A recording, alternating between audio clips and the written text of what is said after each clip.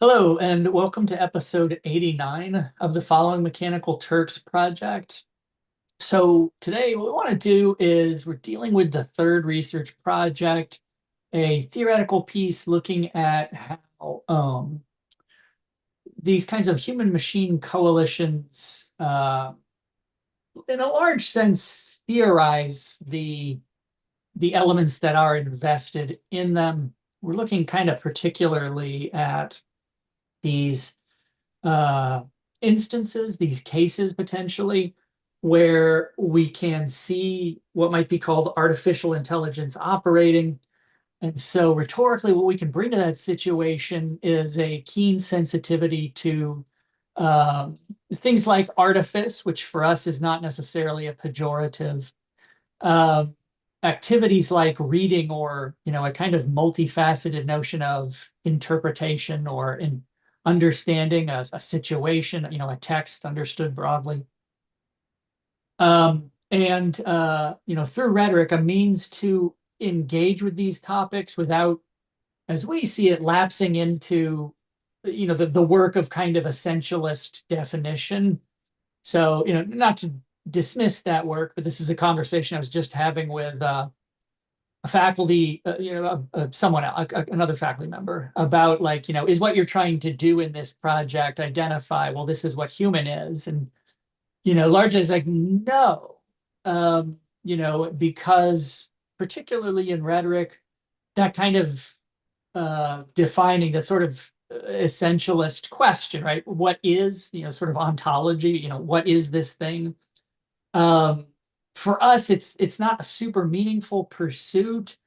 Yeah, It possibly can't really be meaningfully answered in any kind of way that we want it to be answered. And even if you could, it probably wouldn't get you what you actually want, right? I mean, if we say this artificial intelligence now is genuinely real or human-like or whatever, it's not clear what that would achieve exactly. Right?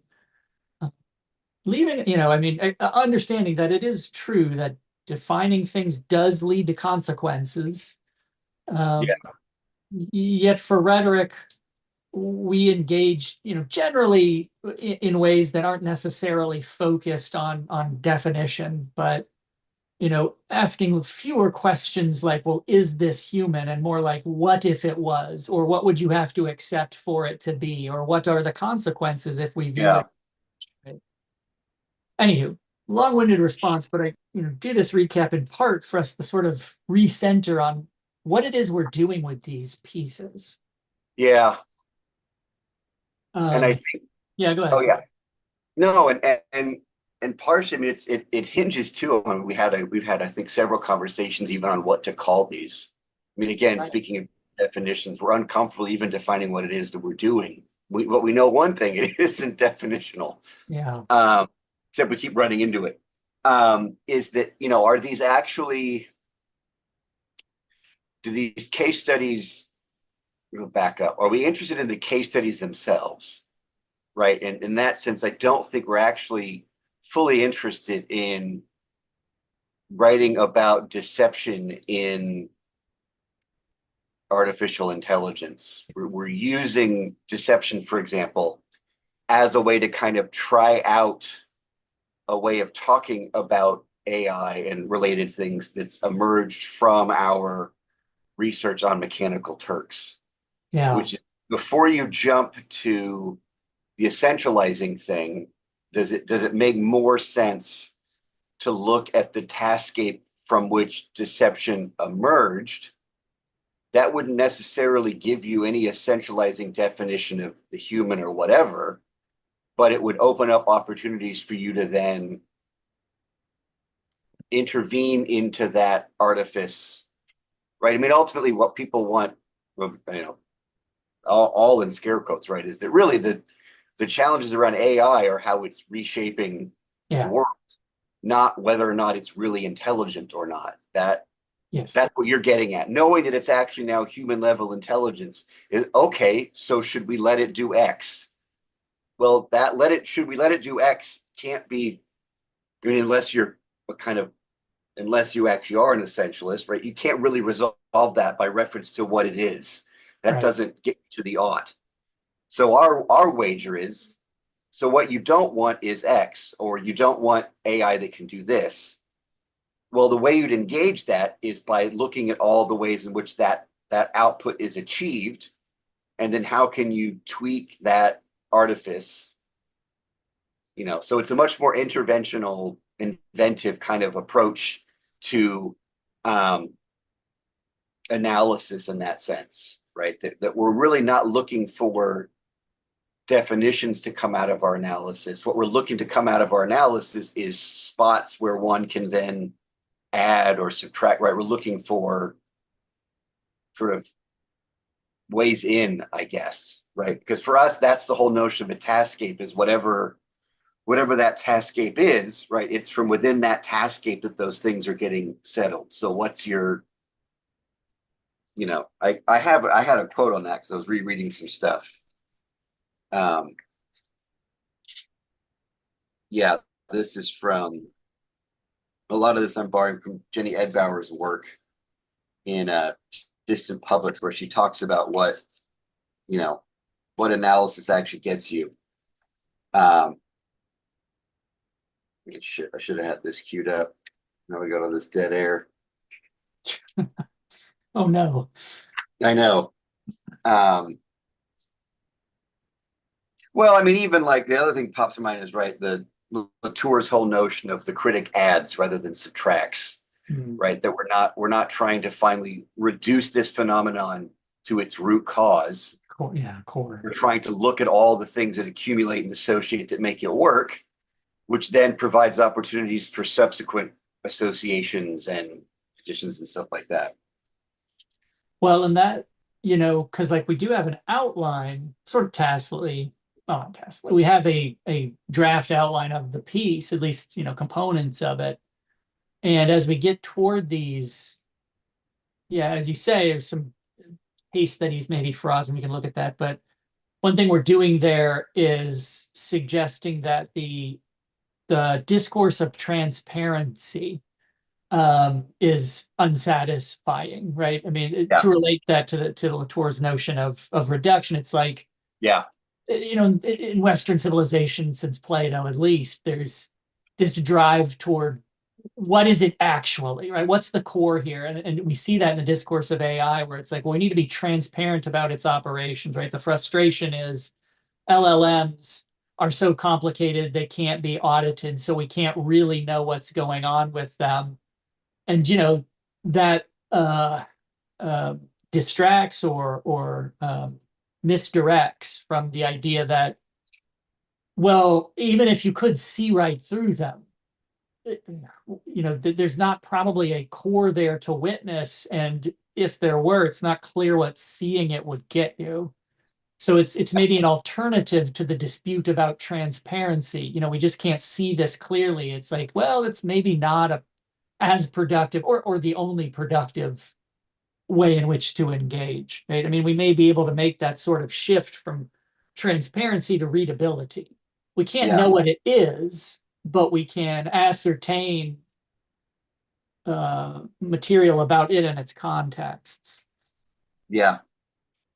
Yeah, I found the Rice quote. She writes, the political potential of network inquiry lies in its ability to imagine new relations, thus creating a new network of meanings.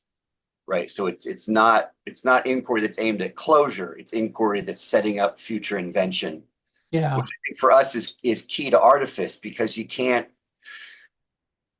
I mean, ultimately, too, if you get to the heart of the artifice, you've had to totally deconstruct the artifice, right? It's gone at that point. So, how do you um, tweak or augment, or I don't know. But that's an interesting point, the difference between closure and uh, whatever alternative, generativity or Yeah, as seemingly this discourse is often focused on closure. It's like we have to resolve what it is it's doing so we can dust our hands and move on. right. But an alternative is, well, that kind of closure is probably elusive and maybe not, it's maybe not as rewarding as our hope for it is. Yeah. And I think is that transparency piece. I mean, it's also kind of tinged with a kind of apolitical, Yeah, you know, oh, what's the word? Technocratic kind of, right. We can, these are all technical problems to be solved. We don't actually need to do politics. We can, so even the drive for transparency appears to be a sort of scientifically yeah, motivated, right? I'm not doing politics. I just want to know what's going on. right. Um, There which was would then somehow by fiat, right, solve the political problem of what people want and wanting different things. yes, the kind of old chestnut that the political social is like a layer above the real. And if you Right. can remove that, you can encounter the real direct. I mean, have you ever read Version Control, the fiction book? Odd, yes.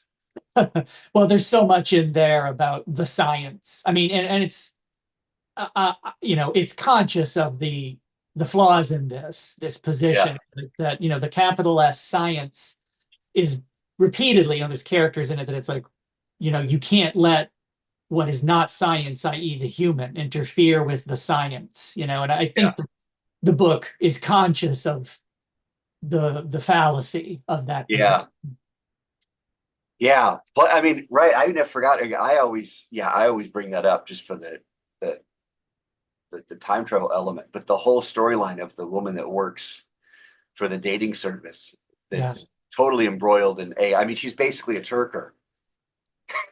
Well, and she's leveraging because like it gets into using real-time video avatars and sensitively is like has a whole discourse about here's why you're going to be a black man because black women are historically neglected on dating services. And they have an explicit moment where the worker is like, this conversation is creepy, and Yeah. the CEO is like, but we as enlightened people understand there's a difference between a human and their data. And like Yeah. how Yeah. racist it would be to talk about a human in this way. But Yeah. data can have no political attachments. It's just information. So we can divorce those things. It's Uh-huh. Uh-huh. Yeah. I mean, it's just a overt Yeah. step into these discourses.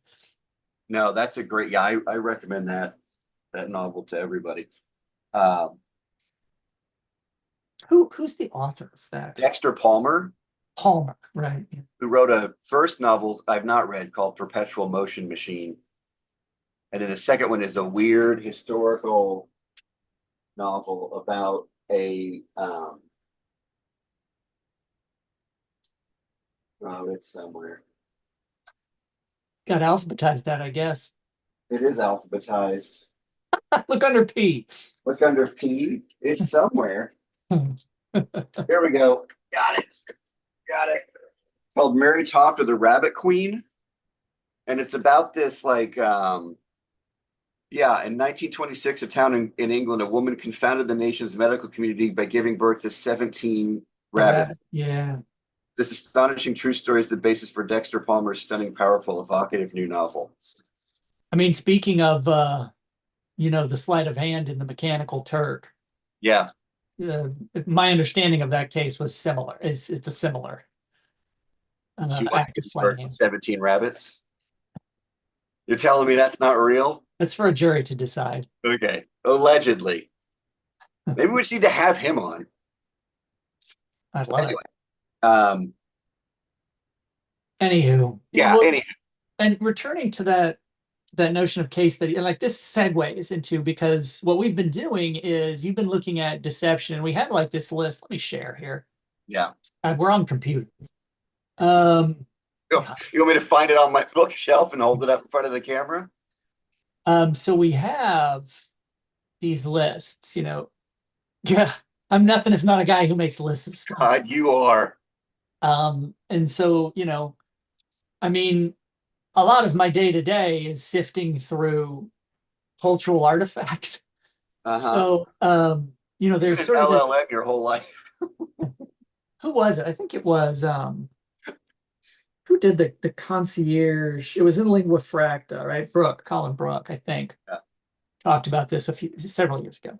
Um, Anywho, so there are these cases of things or instances or whatever of things that, I kind of curate, I suppose. And we were looking at them kind of specifically trying to categorize them um, by rhetorical act, I suppose, because, initially we were looking at more conventional case studies, looking at like a thing, Fiverr or, Yeah. you know, Amazon's Mechanical Turk or whatever, it's like we're looking at like a more sort of conventional social sciences like case, which is usually centered on an event or a thing or whatever. But then we were like,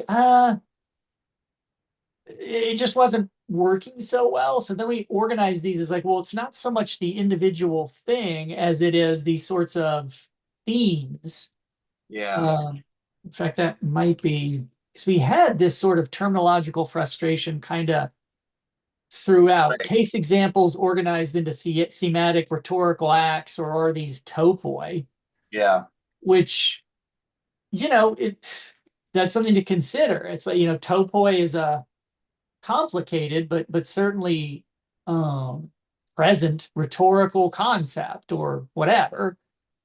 Um so yeah, I mean it's like we're trying to align them on that. And once we dug into categorizing these and examining these, what we've run into is um, a lot of overlap Yeah. here. And also, it's like, what does it mean to analyze? And this maybe is something that um, Jenny is getting at. Like, what does that mean? In a lot of senses, analysis can be very straightforward, where it's like, well, I've got a table of criteria Right. and I'm looking at this and I'm filling out the table, according to its columns. It's like, does it have this? How does it do that? I mean, that's analysis. Is that what we're doing? And it's like, what does it look like? So we ran into the kind of complexities of what do we mean by analysis? How do we group these together? Now, you'd stretch that out, like Eddie Murphy's impression of Bill Cosby. Um, you've Time, done some work. What's that? timely. Just to touch a few third rails.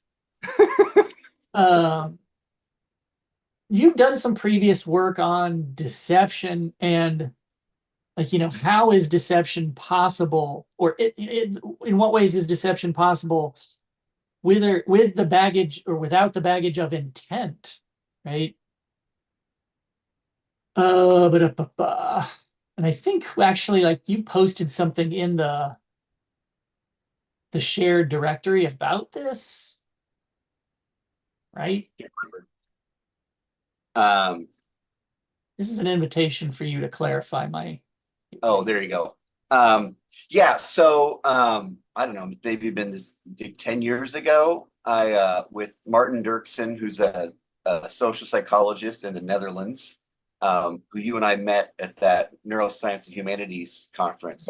Our we connected through our mutual affinity for the work of Andy Clark and extended cognition, and which I think is still resonant here for us. I think particularly around the question of things like essentialism, right? Like if you're looking for the mind and it's brain bound, where now you're now obligated to tell me where it is. And you can keep subdividing and subdividing. And anyway, so we started kicking around the idea of, co-authoring something, and we both ended up writing about deception, both in rhetorical theory and in sort of experimental social psychology. Um, and in line with the sort of distributed post-human kind of approach, right? Is there a way to, at least for me, I saw it as, in the midst of all of this rethinking of agency and rhetorical theory and the way that it had been understood as by lots as less of possession and more of a kind of an emergent phenomenon, right? All these ways in which agency had been complicated. When we talked about deception, we went right back to right? Like, okay, that's all fine, but we need that sort of humanist notion of agency to get any purchase on the notion of deception. In fact, in several of the articles, even people who were espousing, in Josh Gunn and Lundberg's piece on the Ouija board, they even have a line in there about like, what does this mean about understanding deception and even doing something about it, right? That so that I was sort of interested in another place where it seemed like an interesting test case for how far can you unpack and complicate this notion of agency when the stakes for the field feel higher, because we're also, I think, in rhetoric constantly worried about deception because we're shackled with it or burdened by it. So we constantly need to feel like we need to offer some solution to the problem of it. And that we couldn't do if we were then working against a more emergent understanding of agency as not amenable to that kind of treatment. And then Martin had been doing sort of this meta-analysis of studies in social psychology around questions of priming. And so, right, an example of this is you bring participants in and you prime them with a quiz, and one of the quizzes is full of words like Florida, retiree, and whatever, and then you measure how long it takes each group to walk to the elevator. The idea being is that if you prime people with markers for elderly, they'll walk slower, and they did. And there's all sorts of examples of how this works. And then there was a huge replicability crisis. Nobody could replicate these results. And so there was a big hubbub about this. And so Martin was interested in that, right? Sort of meta-analysis of this. And also just in the notion of deception being a fundamental mechanism for social psychology, right? Like almost all experiments involve not letting the participants know what's really going on so that you can get actual human behavior. So there's also this tension, right? Like really enough, going back and rereading it, it's really interesting, which is that the experimental design models of these experimental in social psychology are like, we need to turn people into automatons so we can find out what human behavior is really like. Yeah, their genuine behavior. Right. And so there's also that really interesting notion of that. And so, and what came out of that is coming up with this model of deception that we routed through Thomas's work on ambience, Jenny's work on ecology, and the idea of deception as a kind of emergent phenomenon outside of a sort of the human willing subject as the horizon of discourse, and then also outside the binary of agent and patient, right? And not patient in a medical term, but just right. Deception also presumes one person in that arrangement has agency and the other one doesn't, which is also where the ethical critique comes in, right? When you deceive somebody, you take away their agency. So agency's in there twice over, right? It needs a notion of willful intentional behavior to spot deception, which is I know what I'm trying to do and I'm doing the opposite. So that's how I know deception's taken place. I someone analyzing my deception needs me to be an intentional willing subject in order for deception to become apparent.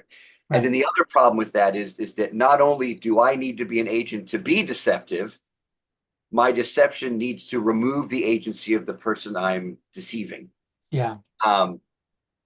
And that's the sort of theoretical problem in rhetoric. In social psychology, the reason we went there is you have to do a shit ton of work to get either of those things to work. Like it turns out that you would think of the experimenter as taking away agency from the participants. But the experimenter has to do so much work to make that happen. It looks as if the participants are exerting a shit ton of agency on the experimenter because he has to create this elaborate experimental design that they won't ruin. So again, right. So that in that sense, we're looking at these. So that sort of either or notion of agency and willing intentional subject doesn't really let us understand what's at stake here, what's going it. In other words, not only did we just find it theoretically, I'm not invested in that kind of human subject, it also lacks a certain kind of explanatory, theoretical, right? You're gonna miss a lot if you read it that way. And so then our test case, which was recommended by this piece, also took like 7 years or like 5 years to publish. It went through 7 journals, and ended up, I think, it ended up at Quarterly Journal of Speech, which I think was perfect. Um, anyway, we added a case study at the end about Rachel Dolezal, who was the academic and activist. I think at that point was the president of the Spokane, Washington NAACP, who turned out to be a white woman passing as a black woman. And we looked at that as an example of deception, and that you really, if you wanted to get a sense of what happened, and if you thought, well, let's look at the rhetorical power of Rachel Dolezal, who then masterminded this deception upon victims or whatever. And what we looked at instead is what was a kind of, now we were using the term ambience and ecology, right, that made this kind of deception possible. And a lot of it is underlying stereotypes about Black women. It's the context that she's in, is she's in academia and activism, right? So a lot of people's question is, right, given, in fact, our earlier conversation, right, why, given what we know the outcomes are and the racist, the sort of institutional racism, right, why would a white woman want to pass as a Black woman? Well, because she's in this particular ecology, right? These particular moves are available to her. And so we're looking more at what are the kind of ambient ecological conditions that make a particular kind of deception possible.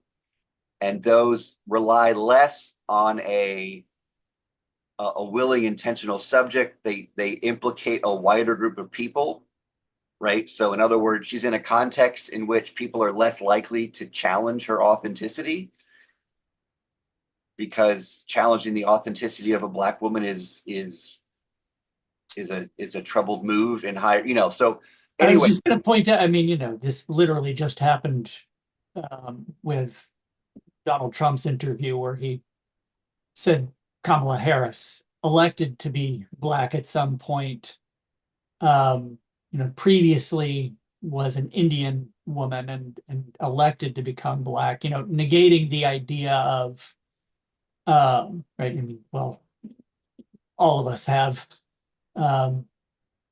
multiple ethnicities in our background, right? To me, it was right, kind of interesting because it's like, every, he, as a white man, I'm sure he accepts I've got German and I've got Irish, right, and I'm a quarter Cherokee because everyone says that, and yeah, it's like, no, but she has to switch from one to another, right? right, But it is interesting because, yeah, it's challenging the authenticity of a woman who's identifying as Black.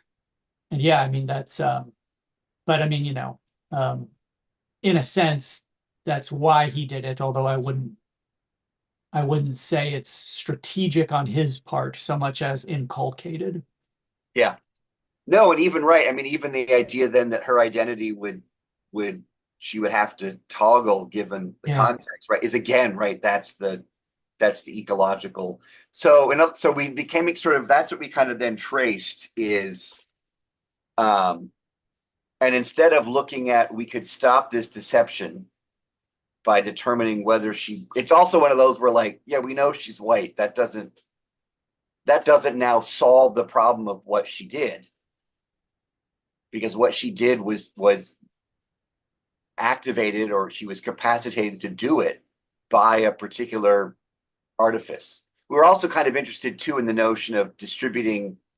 One of the anxieties around distributing agency is then what do you do about accountability or whatever? And ours, well, you distribute that too. Like at that point, that participants in deception are participants in that deception, right? They are not passive receivers of duplicity. They are. That doesn't mean they're now wholly responsible either. But insofar as you're participating in this particular ecology that renders that possible, You you have know, some degree of activation. right. in You've that got scenario. skin in that game, right? I mean, in the same way in which you in a more um probably demonstrative context, when you go to a magic show, you willingly suspend your disbelief, right? You're not being duped by that. You're participating in, no, I want, please dupe me, Mhm. right? And so you go into a you go into the taskscape of the magic act, unless you're one of Mhm. those buzzkills who's going, I know how that works. I'm like, neat. What does that do exactly, other than prove you're an asshole?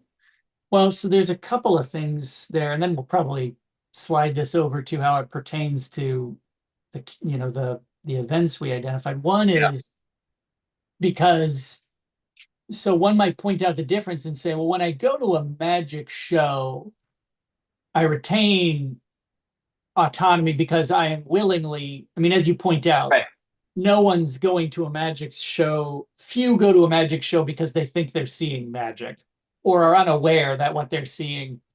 Well, I just had this conversation with my daughter because she keeps having to see this magician. She's seen him like 10 times because of summer camp. And it's just kind of interesting because I don't know, it's related. But what I'm Yeah, saying is, yeah, I mean, as you say, that's a willing suspension of disbelief. Someone yeah, who has been lied to may say, yes, but I didn't agree to be lied to. I mean, there might yeah, be something interesting there. It's like, well, but that still hinges on a notion of agreement. It's like, I'm not yeah, saying you chose to accept a lie. What I'm saying is you are a component of this. yeah, Even though yeah, it's like, well, I didn't choose that. It's like, well, let's remove choice from this entirely and just say a lie requires both a liar and a lied, or something yeah, like that. yeah, yeah. And also, you're not in, and first of all, you're not in trouble. Right.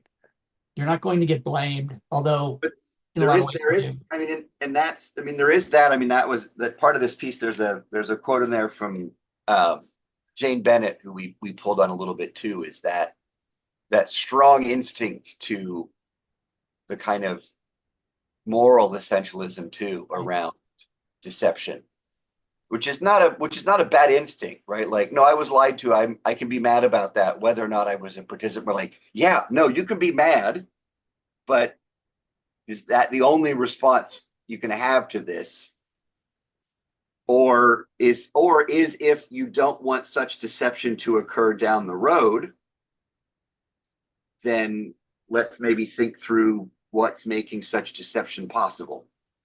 Well, and also probably, tied to a humanist notion of agency and culpability, there's something in those kind of scenarios that is victim blaming, right? If you were lied to, it's partially your fault because you're a dumb dumb, right? Yeah, You should have known. I mean, just like it was just a court case that said boneless wing in Ohio, boneless wings can have bones in them because you should have known. It's what? I mean, it's literally on the package. yeah, yeah, But I mean, there is I say, kind of enlightenment humanism because it's like anything that happens is your fault. right. Right? I mean, like, there's a large cultural history of if you were duped, it's because you're stupid, so Yeah, you should smarter. feel bad, you should be punished for Yeah, that. buyer beware. So anywho, but another thing is, as you were talking about this, you said we all know she's white. How do you deal with that Mm. kind of essentialist move? This is what she really is. Yeah, yeah, This is yeah, a lie, particularly because I mean, and I'm out of my depth on this case, but she yeah, seemed to be trying to make a sophisticated case revolving around the fluidity of identification, right? yeah, I yeah, yeah, mean, and yeah. we grant some people, I mean, to tiptoe back to the Harris case where it's like you're allowed to define who you are because I think even like the White House press secretary said no one gets to define how she identifies but her, right? Yeah, Now, how come we don't extend that same courtesy, yeah, yeah, yeah. right? Yeah. I guess partially that would, yeah. I mean, in that sense, right.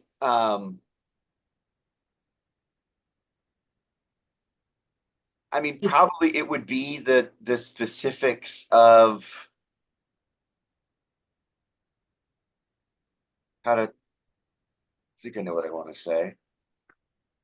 I think, I mean, it's also, I think the historical tension in that move, right? Which Yeah, given how those different subject positions or identities operate in particular climates, ours in particular, yeah.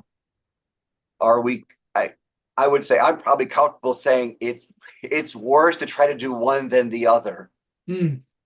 by virtue of,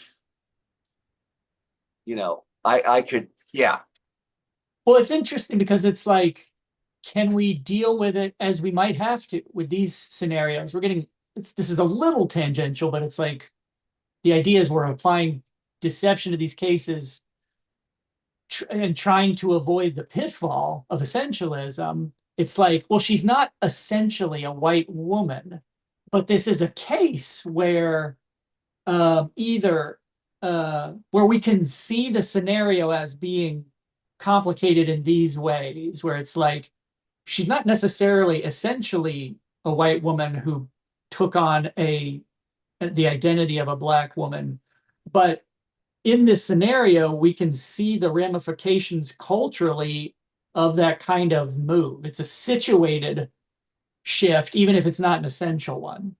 yeah, Like, yeah, it's like potentially due to previous identification yeah, uh, or just the fact that it's like, why is one case contestable and another case not contestable is the point.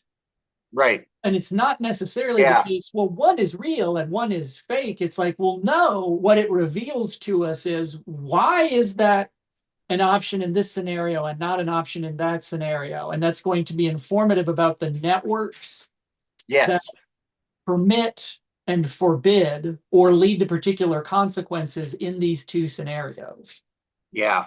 No, that makes sense. In other words, I mean, it's going to sound like a cop out for us. Is like we don't have to. That's not what we're parsing.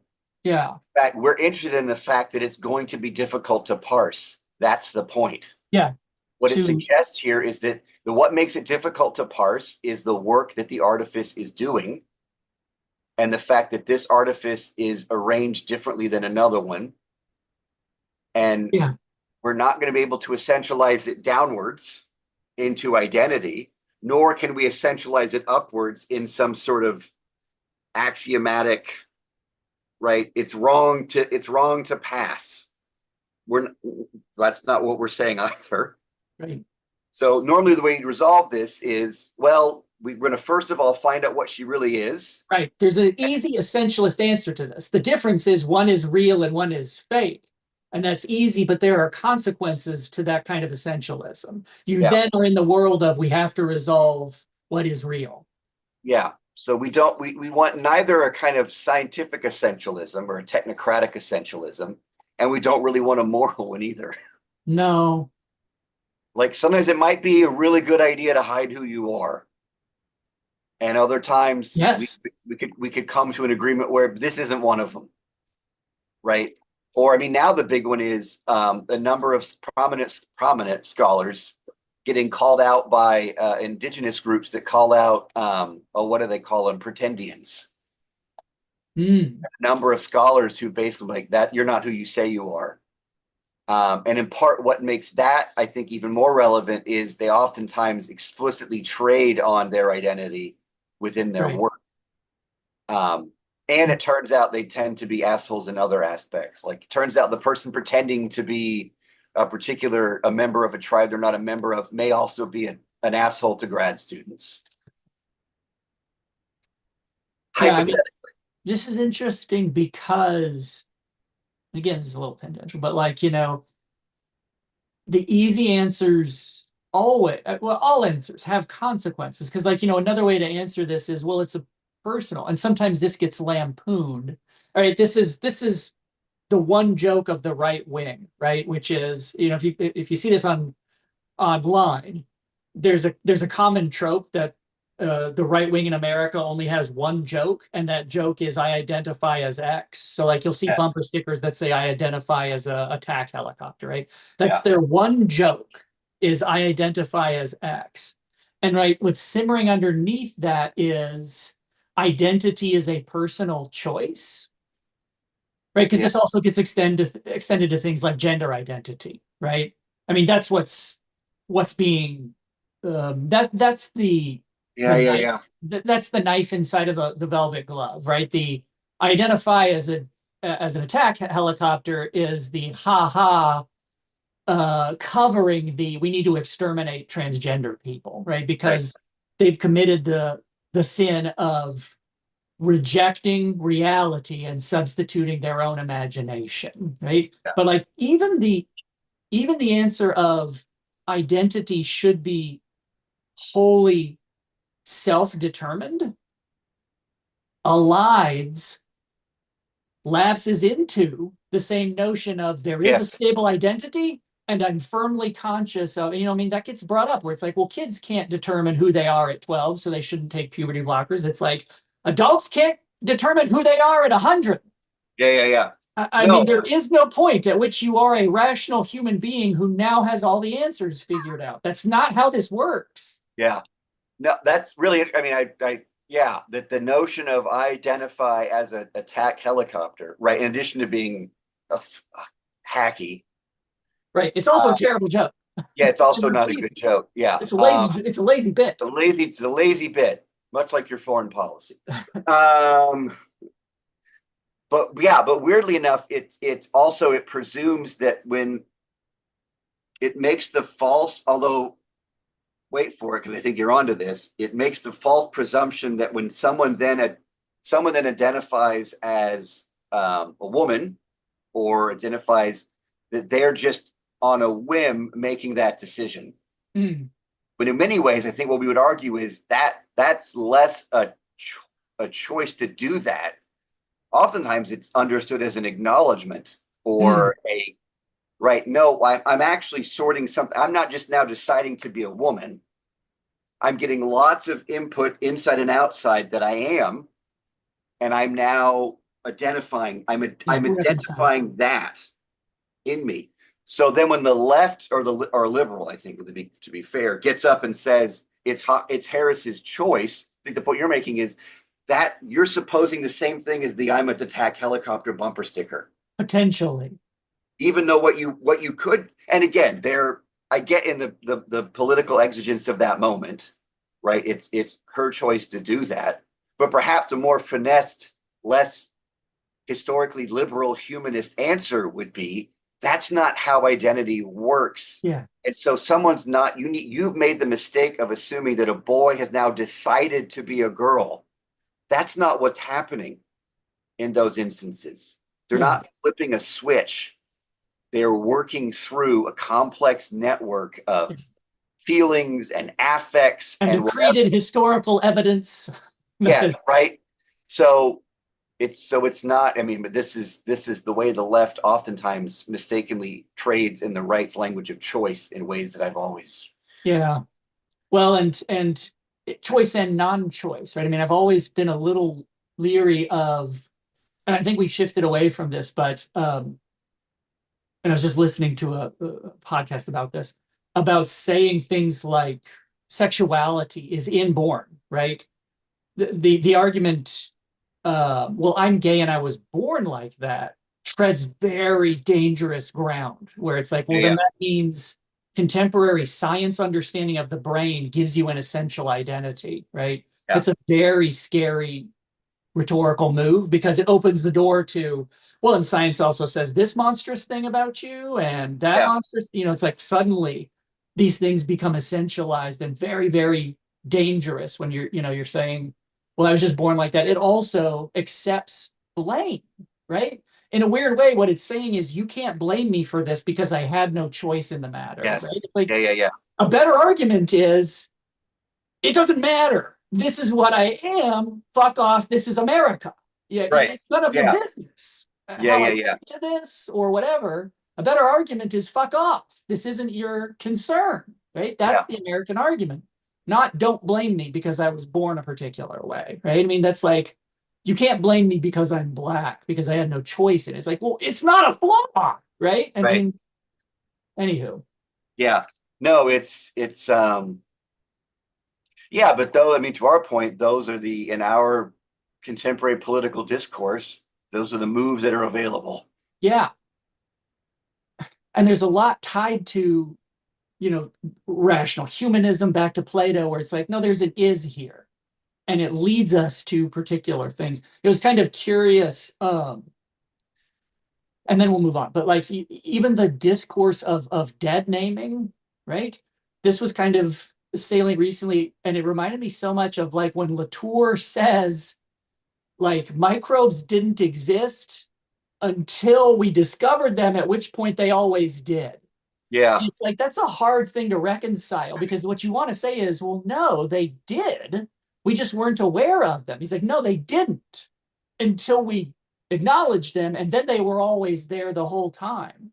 It's yeah, interesting because, like in the discourse of dead naming, it's like, no, this is what I now. This is who I always was. yes, This is who yeah, I yeah, always. This was always my name. Now, right? And it's like, again, that's a hard thing to wrap your mind around, right? Where it's like, no, yeah, this is who I always was now. That has yeah, always yeah, been the past. yeah, Ooh, that's a second paper. I mean, surely someone has pointed out that yeah, Latour's discourse about scientific discovery aligns perfectly. yeah. But boy, I mean, and now, I mean, now we're way off track, and we're also getting close to an hour. I mean, that's the version control thing too, Mm, right? Because his I think compelling notion of time travel, which is no one lives outside of history, so you would never know if it happened. mm. So now it will have always been this.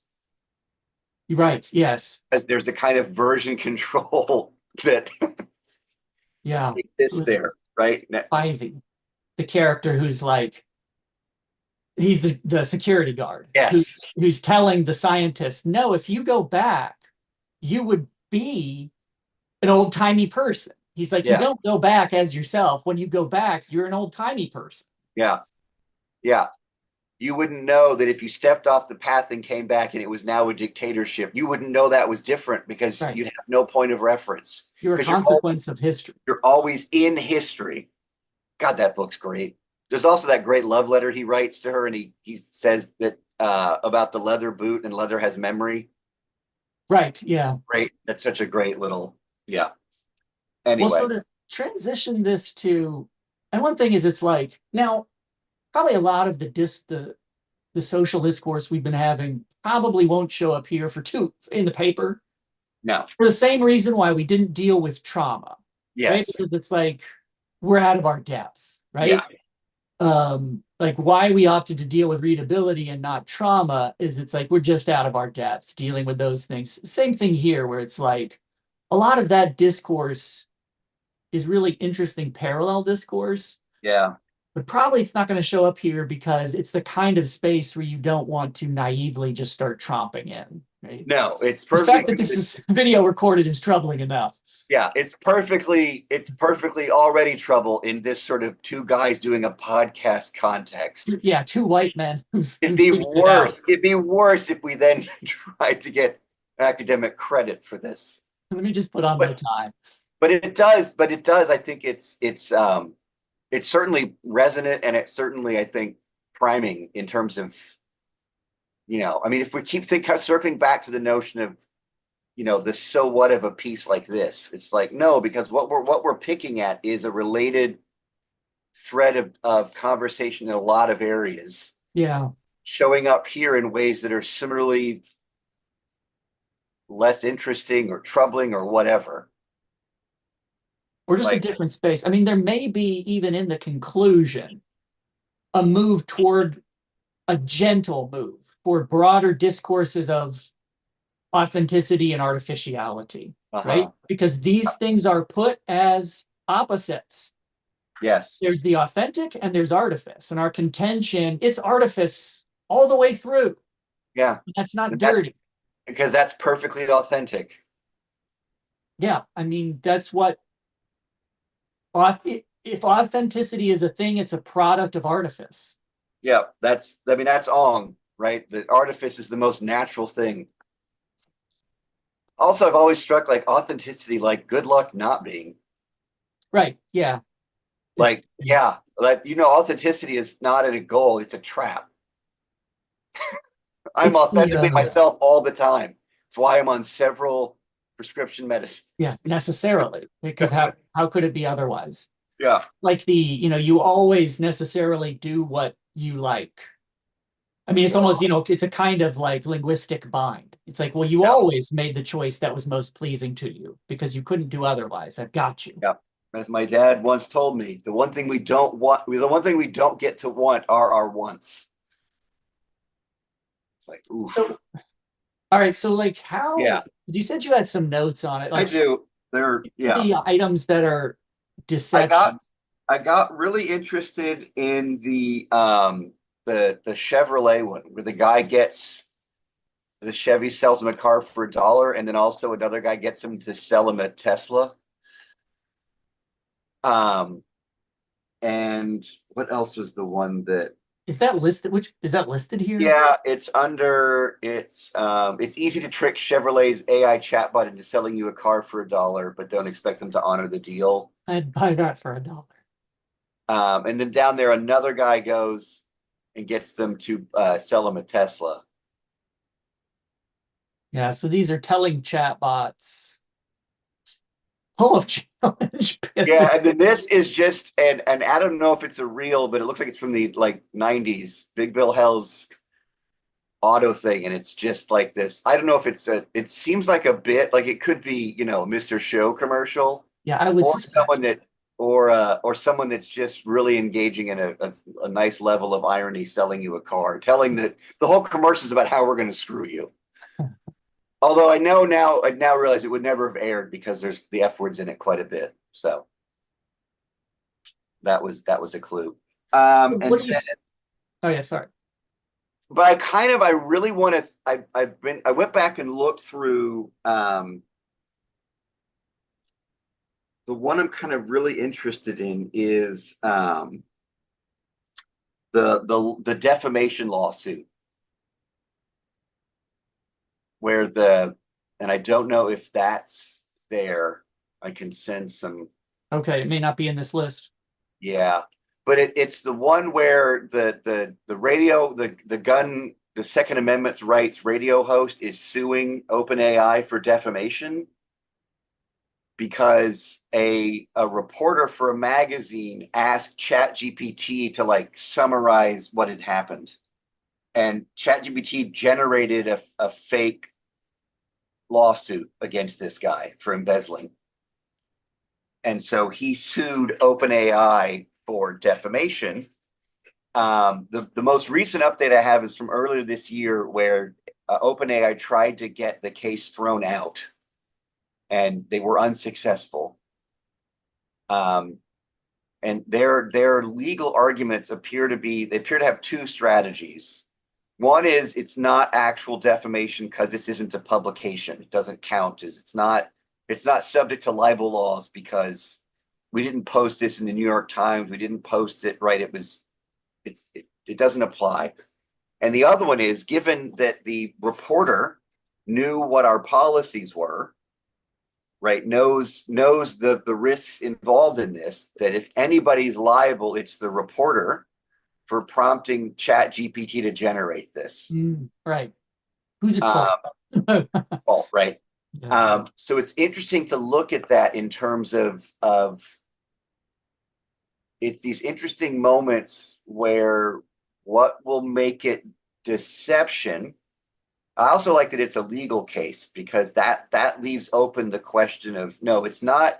We now know it's deception and legal proceedings now apply. It's the legal proceedings are where it's its essence as deception are actually at stake. Yeah. Whether this is deception or not remains to be decided. But what's also interesting is it's really difficult to there's other ones around this that I want to get into is particularly around the example that we talked about earlier, the Meta's AI they named Cicero, which really hurts my feelings. It plays the game diplomacy. It appears to be lying on purpose. Now, of course, what I want to write about there is like, well, that's because you're in the artifice of a game that encourages, right? So you can't just say that the chatbot's now lying. It's now lying in an artifice in which lying is part of the game. It's following the rules. So that you need to bracket that. These all need to get bracketed off. But what's interesting here is that if there's an essential thing that ChatGPT did, is it's stupid. But that doesn't help, right? Well, it didn't mean it. Well, that doesn't at all solve this case because it got made. It's out there. So it's somewhat The cherry picked. difficulty of the infinite Seinfeld, right? Yes. The racist infinite Seinfeld, right? Yeah. Same discourse of who's at fault here, So I'm kind of other than all of us. other than all of right, other than we all did this. We Are you shouldn't have been not? monsters. Should have created bad training data. We shouldn't have been interested. Yeah. Uh-huh. So that one I'm kind of interested in looking at that one in terms of the kind of ramifications of it. I'm still thinking about, I went back and reread the deception piece that I wrote. And so right now the challenge for that I think is what we've already sort of got at is like how do I write this up? Like what's that in a way that both performs a way of reading that also then subsequently points to the payoff of that way of reading. So let me drill into that because like this is the question of what do we mean by like analyzing, right? Yeah, yeah, And yeah. we may deal with these in certain ways in terms of like these aren't case studies in the sense of evidence, seemingly, where it's No. like, and this proves our point, right? See, you can see it here. I mean, there may be case studies in the sense of application, I guess, where it's like, and now let's turn to these scenarios and see what comes out. Yeah. It's less even an act that makes sense to me. It's one of the rubs about application though is that it's not what we're doing either because it's not how we've treated theory throughout this piece, which is we're doing something that's and it just hit me. I mean, I think I just may need to actually go back and reintroduce myself to how Ant's descriptions get written. Oh, Right. Like what? Actor Oh, Network, because it's not application in the sense of turning a critical theory to a upon a object. right. So for me, the next big challenge is the writing challenge of how do I want to Well, write? and okay, so like if we look at our notes in the outline, what it suggests, it says go through the act types and explicate the artifice, discuss how it can be approached through addressivity, although I think we've shifted away from that. We think that productive rhetorical engagements with AI, either as proponents or opponents, are ones that tacitly and tactically engage the artifice, the taskate. So, I mean, like, is what we are doing looking at these things and explicating the artifice as this outline suggests? Are we pointing out, here's the artifice, here are the elements of the taskscape? And then I think, as you maybe alluded to, what's the value in doing so? I mean, is that what we're doing? Maybe. Oh, Yeah, that we also practice this all. struck me too is we're also is it because So what's interesting about these cases is that they're also the case itself is are we looking at the outputs of already existing artifices or is part of what we're doing tracing the emergence of that artifice itself? So it's the same gesture of here's what the artifice is doing by way of here's how the artifice is being done. So rather than looking at it, starting with the artifice and then tracing all of its component parts, what if we start with these things we're seeing and then trace the artifice from them? Otherwise, the risk is, even when I say something like we're going to look at the artifice and how it works, there's a little bit of the whiff of transparency about that move. You're right. And so I also don't yet know what the artifice is. And so we're going to have to read the thing in front of us to get a sense of how that, and in a Latourian fashion, that's an artifice by virtue of us having written it as one. We've read it Yeah. as an artifice. So Yeah. I that mean, our analysis of the artifice isn't, otherwise we're running the risk of treating the artifice the way that Latour doesn't want to treat the social. yeah. I mean, if we go to it, I suppose, with its like, here's the scenario, here are its artificial elements. There's a sense in which it seems like that's short circuited, where it's like, well, that's the move. Yeah. Once you've defined it as such, you're just showing your work. Yeah. Yeah. So, like, how do we? So I think these could even be more Sucks. speculative, or even, Well, who's done this that we can model? yeah. Surely there's work. Like, we don't have to maybe invent this whole cloth. Surely there's work that I've engaged with. What do we want to do here? Yeah.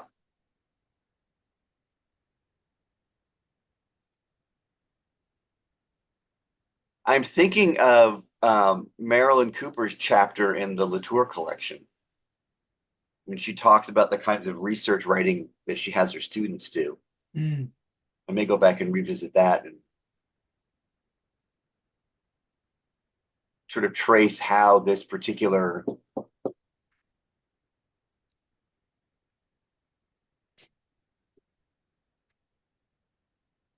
God, because we kind of want to get at that even the move of articulating something as an interface is an active act.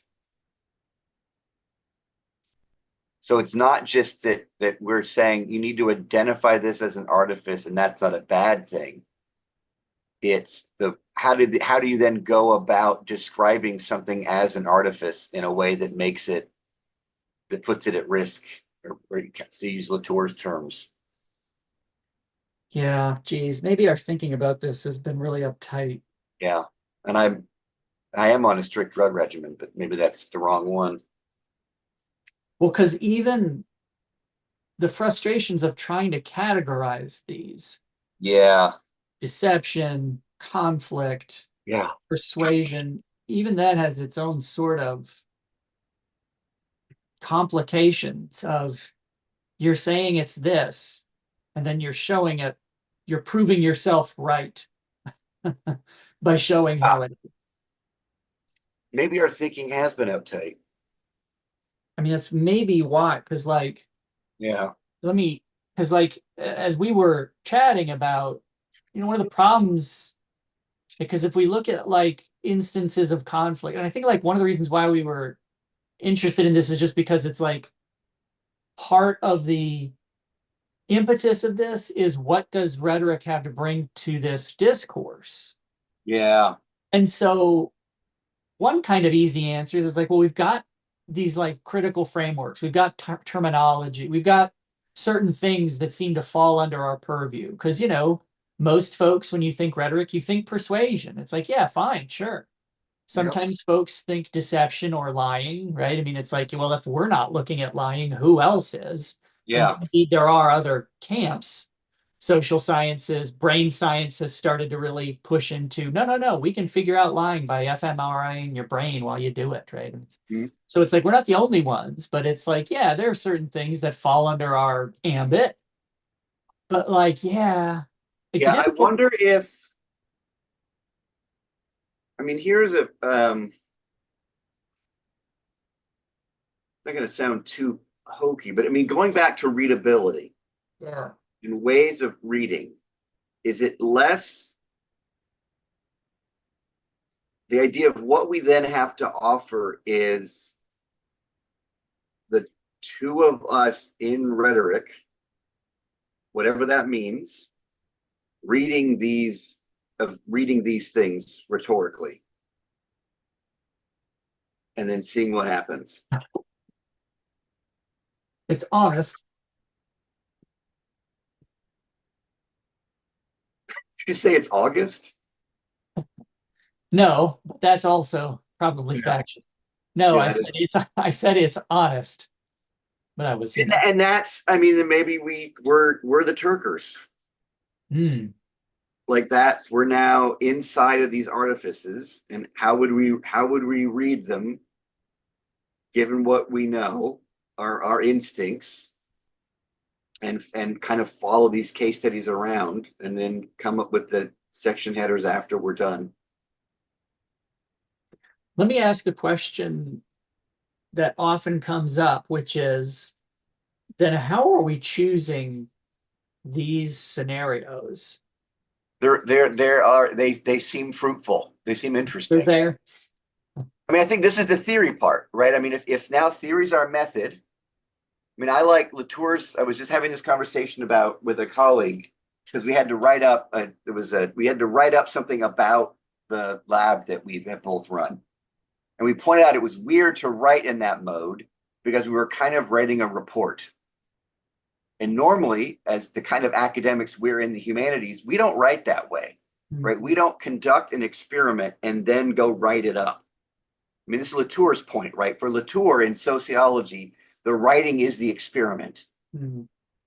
And I think if we're going to invest in the idea that this third piece is theory, then the experiment, the method then is writing. And it's writing as a way of theorizing, which is a way of reading and observing. And so I actually think our thinking has been uptight, which is we're not going to do something and then write it up. We're going to just have to write through this stuff. Hmm. And our reason for doing so is I wanted to write about it. It was a compelling artifact that I wanted to then read. Yeah, there is. I wanted to go back to theory, right? I wanted to observe it. I wanted to theatrically observe it and arrange it. Yeah, I mean, um, there is the potential for the move that when you ask, well, why did you select this? The contention is, well, that's not the right question. The question is, why did this compel me to do it? It's like Right. that again centers the agency on us as conscious choice. It's like, well, why did you pick this? It's like, I don't know. That's not the useful framework to observe this. It's this phenomena compelled observation. Yeah, given what we had the previous work we had done, this seemed like the most, I mean, it's kind of, I mean, the last when I was just talking through the court case stuff, it's mostly articulating what are some interesting things about it. I like that it's legal. I like the irony of a gun rights activist essentially making the argument guns kill people, or like he's blaming the technology, The instrumental argument. right? Like, no, Chat GPT defames. People don't defame. Chat GPT does, Interesting. which is kind of the argument that he's making. And then he's holding the manufacturer of the gun responsible. Yeah. He's Guns basically don't like a victim of a shooting mention this. suing Smith and Wesson. Right. Interesting. So I kind of like that because it further just complicates as someone always interested in sort of complicating those kinds of, Yeah. you know, it's the hybrid that does it. And you know, it's not enough to just point out the hypocrisy because No, hypocrisy this isn't a forensics meet and hypocrisy isn't a foul. It's like, yeah, hypocrisy is a move. We yeah, all use it constantly all the time. yeah. And what that means is that in our discourse, attributions of agency are constantly they're at stake Yeah. in the actual, legally, politically. Um, I'm yeah. just trying to think. How do we move forward? Because we do have to write a paper. How do we move forward other than just like picking some of these and then just writing about them? I mean, like, is that the Yes. move? Yes. I think Okay. that's the move. I'm so uncomfortable. Yeah, Even more than my baseline. I know. This is kind of, I'm also just pushing us more into my sweet spot. Well, that's fine because there's a sense in which, certainly the first one was aligned a little more with what I wanted to do methodologically. Yeah, it's like I wanted to text mine this stuff. Yeah. There's also, and because when I talk to people about this project and we remarked on it, I mean, this is about like 6 years old and it's been an interesting moment because it moved from Amazon's Mechanical Turk. And, I understand why the faculty member I was talking to was like, oh, so you're looking at the language to get a sense textually of what human is. Yeah. And I was like, no, but kinda, I mean, I was Yeah. like, I get it. But then, like, since then, in the end of 2022, ChatGPT started gaining traction. It's like, Yeah. it's also shifted from this notion of crowdsourcing to other human machine coalitions. I mean, that's how I talk to people about it, is it's like it looks at human machine coalitions because it's Yeah. no longer just like squarely focused on a crowds as a per se crowdsourcing service. Yeah. But I like the coalition stuff does nicely. I mean, that's why we're interested in artifices. Yeah. And I don't think it's just because like this ChatGPT stuff got hot and like ooh we got distracted. Although that's not what happened in my case. There's also a sense in which, but this is artifices. Then are we've always we've always been interested in artifices now Yeah. because artifices then it pulled together the Taskscape stuff. It pulled together the sort of ecology stuff we wove into the end of the second piece. It addresses the not human, right? I mean, like if there's a not human, it's or we cast it as artificial. Yeah.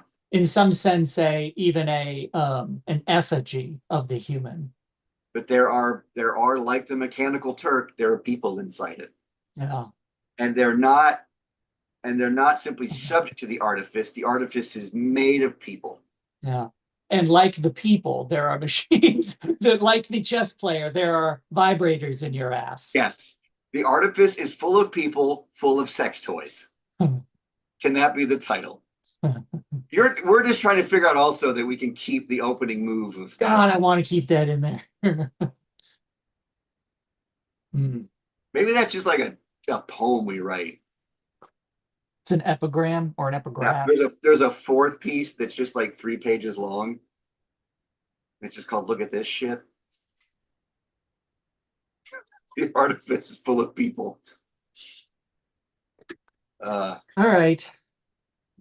yeah. Okay. Well, on that note of teledildonics and the fact that it's almost an hour and a half, I mean, we accomplished we something did. here No, today. I think this is actually a big one. I think moving away from the need to, Categorize, systematize. these are not case studies. These are experiments in in artifice readability or something. And even with this, it's like I can find things because like I'm interested in the discourses here of like poisoning, even that language, resistance, Yeah. you know, Here's the yeah, I think it also brings us back to, and we're going to do this again. What does rhetoric bring? Well, it brings rhetors, that rhetoricians, but we're also going to be doing it by we're going to do this through the discourse around this stuff. That's yeah, how we're going to have to limit. We're not going to do.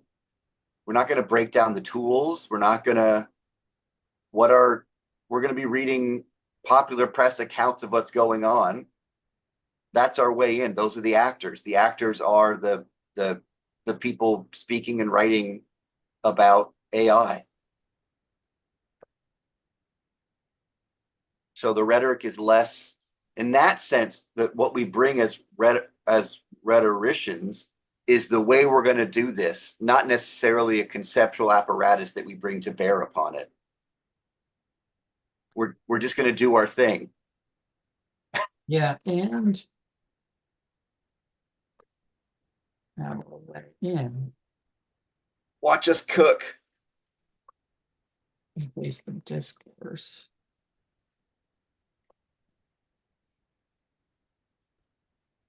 Just adding that, right? Yeah. The outline here, this is what rhetoric brings to this dialogue: saturation and discursive artifice. That's our thing. Yeah.